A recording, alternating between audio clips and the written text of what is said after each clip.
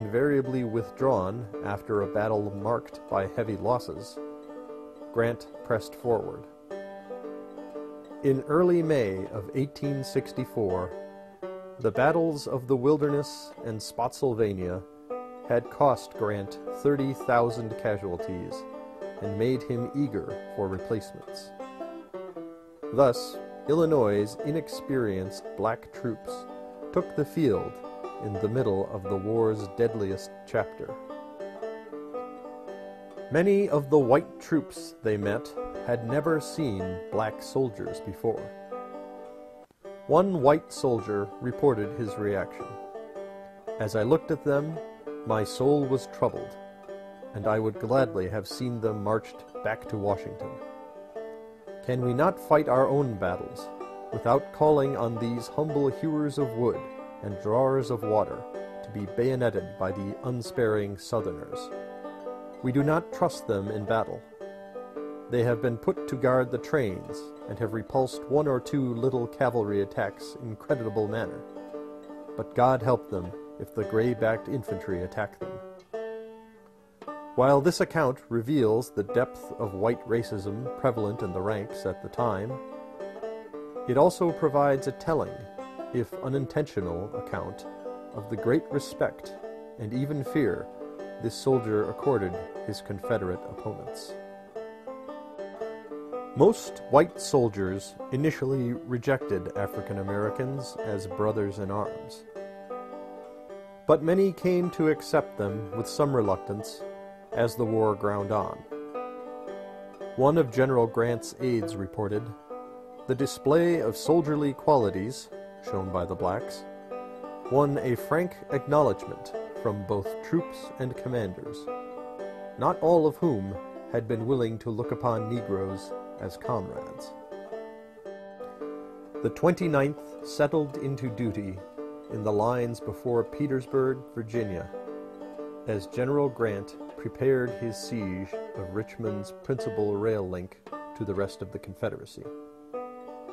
One white soldier offered an interesting point of view on his black comrade's utility in battle. "One thing the rebels is afraid of is niggers. They may be fighting all day with the white soldiers, but quick as the collared soldiers come up, they fell back." Black troops saw heavy action in the ill-fated Battle of the Crater, and the U.S. 29th played a large part. In an elaborate operation, Union officers sent units comprised of miners to tunnel beneath the Confederate lines and place a cache of explosives.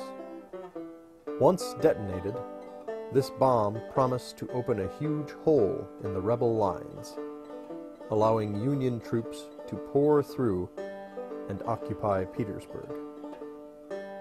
The 29th, along with other black units, were to follow the first white troops into the breach and secure a position behind Confederate lines.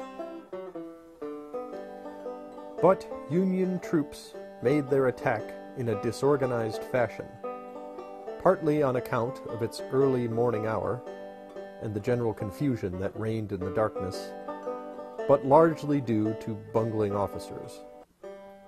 As a result, the 29th and other black units did not see action until late in the attack, when the Confederates had already regrouped. One Confederate officer noted that, "To the credit of the blacks be it said that they advanced in better order and pushed forward farther than the whites." Nevertheless, another reported that the African Americans were mowed down like grass. A large number of the rebel troops seemed infuriated at the idea of having to fight Negroes, and killed black troops rather than take them prisoner. By 9 a.m., a Confederate counterattack had turned back the Northern initiative.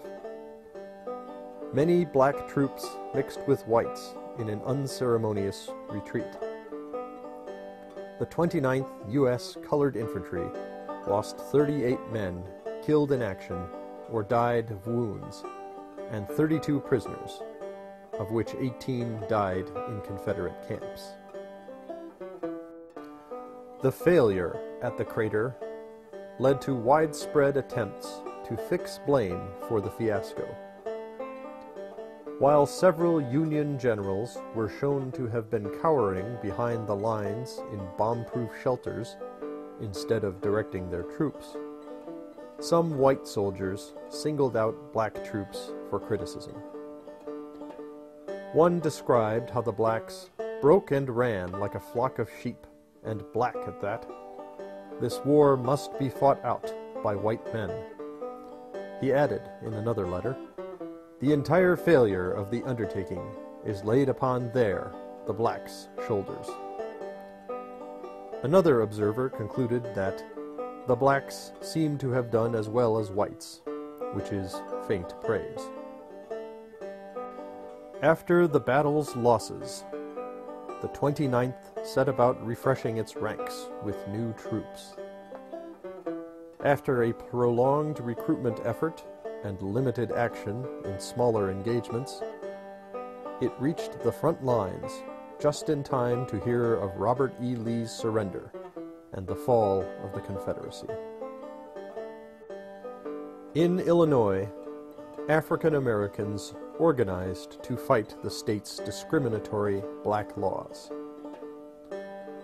One Chicago group, known as the Repeal Association, circulated petitions calling for the end of the statutes. Some white organizations took steps to recognize black Illinoisans and their efforts for the Union. The Chicago Ladies Loyal League admitted black women by 1864, and black students entered several of the state's private colleges. By 1865, radical Republicans in the state legislature had succeeded in overturning the laws, clearing the way for freed men to immigrate to Illinois once again.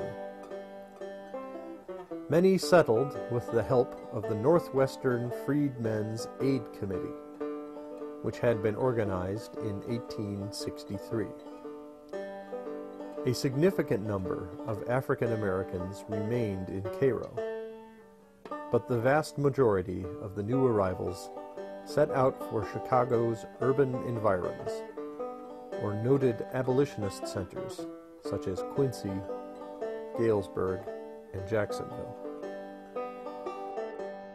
Despite the Union victory in the Civil War, Illinois was slow to provide African Americans with new benefits. Despite the passage of a state Civil Rights Act in 1866, discrimination remained widespread. Like freed slaves living in many southern states, Illinois blacks did not receive the right to vote until the passage of the 15th Amendment in 1870.